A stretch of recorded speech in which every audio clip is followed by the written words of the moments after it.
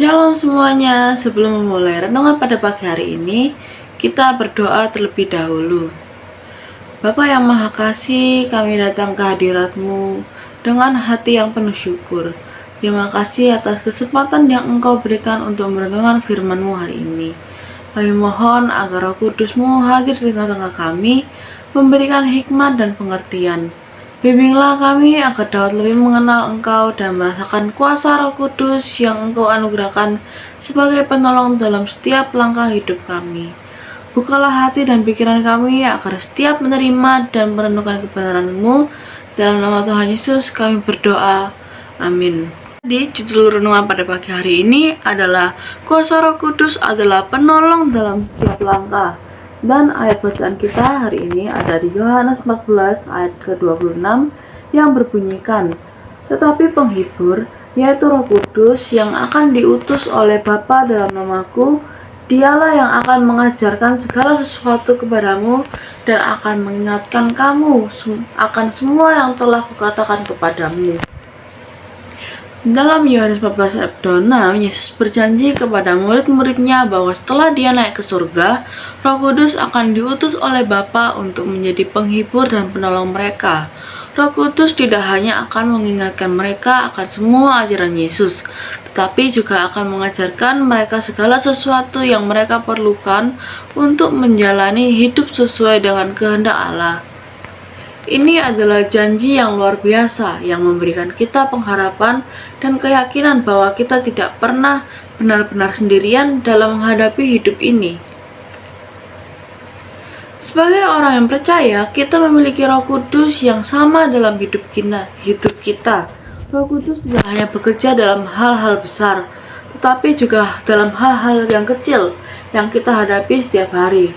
Ketika kita merasa ragu, Roh Kudus memberikan hikmat. Ketika kita merasa lemah, Roh Kudus memberikan kekuatan. Ketika kita merasa sendirian, Roh Kudus menghibur dan mengingatkan kita bahwa Tuhan selalu bersama kita. Roh Kudus juga adalah penolong yang menuntun kita untuk hidup dalam kebenaran. Dia menolong kita untuk memahami firman Tuhan dan memberikan keberanian untuk hidup sesuai dengan iman kita. Dalam situasi apapun, kita dapat berdoa dan meminta Roh Kudus untuk memberikan petunjuk dan pertolongan. Dia adalah penolong yang tidak pernah meninggalkan kita dan selalu mendampingi kita. Dalam sejarah gereja, kita dapat melihat bagaimana Roh Kudus telah bekerja dengan luar biasa dalam kehidupan orang percaya. Ketika para rasul pertama kali dipenuhi dengan Roh Kudus pada hari Pentakosta, mereka memperoleh keberanian dan kekuatan yang luar biasa untuk memberitakan Injil ke seluruh dunia. Mereka yang sebelumnya takut dan bersembunyi, kini berbicara dengan penuh kuasa dan keyakinan. Bahkan, di hadapan ancaman dan penganiayaan, Roh Kudus adalah sumber kekuatan mereka. Dan dengan tuntutannya, gereja berkembang dan bertumbuh meskipun di tengah tantangan yang besar. Roh Kudus juga bekerja dalam kehidupan para martir yang dengan berani menyerahkan nyawa mereka demi keiman kepada Kristus. Keberanian ini tidak berasal dari kekuatan manusia semata, tetapi dari Roh Kudus yang memberikan kekuatan supranatural untuk tetap setia kepada Tuhan hingga akhir. Roh Kudus memberikan penghiburan dan keyakinan bahwa apapun yang terjadi, Tuhan tetap memegang kendali atas hidup kita. Dalam kehidupan sehari-hari, Roh Kudus bekerja dengan cara yang mungkin tidak selalu spektakuler, tapi sangat nyata dan penting. Ketika kita menghadapi keputusan sulit, Roh Kudus selalu memberikan hikmat dan petunjuk. Saat kita berada di persimpangan jalan, bingung harus memilih arah mana, Roh Kudus menuntun kita kepada kebenaran dan menunjukkan jalan yang harus kita tempuh. Tidak hanya ke dalam keputusan besar, tetapi juga dalam hal-hal sederhana. Roh Kudus bekerja dalam kehidupan kita. Ketika kita lelah dan terbeban dengan tanggung jawab sehari-hari, Roh Kudus memberikan kekuatan yang baru.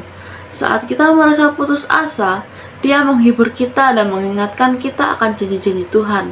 Bahkan dalam doa kita, Roh Kudus turut campur tangan membantu kita untuk berdoa sesuai dengan kehendak Allah.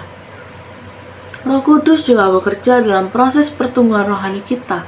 Dia menolong kita untuk memahami firman Tuhan dengan lebih dalam, mengungkapkan kebenaran-kebenaran yang tersembunyi, dan menerapkannya dalam hidup kita. Ketika kita membaca Alkitab atau mendengarkan khotbah, Roh Kudus adalah yang memberikan pencerahan dan membuat firman Tuhan hidup dalam hati kita. Namun, agar kita dapat mengalami pertolongan dan tuntunan Roh Kudus secara penuh, kita perlu memiliki kepekaan terhadapnya. Kepekaan ini dibangun melalui hubungan yang intim dengan Tuhan, melalui doa, membaca firman, dan bersekutu dengan sesama orang percaya. Ketika kita semakin dekat dengan Tuhan, kita akan semakin peka terhadap suara Roh Kudus yang menuntun kita dalam setiap aspek kehidupan. Sebagai orang percaya, kita dipanggil untuk berjalan dalam Roh. Artinya, hidup dalam tuntunan dan kekuatan Roh Kudus setiap hari ini bukanlah suatu hal yang otomatis, tetapi membutuhkan kerendahan hati dan ketaatan kepada Tuhan. Ketika kita menyerahkan hidup kita sepenuhnya kepada Tuhan, Roh Kudus akan bekerja secara luar biasa, membawa kita kepada hidup yang penuh dengan damai, sejahtera, sukacita, dan kebenaran dalam menghadapi setiap tantangan. Marilah kita selalu ingat bahwa kita tidak sendirian dalam perjalanan hidup ini.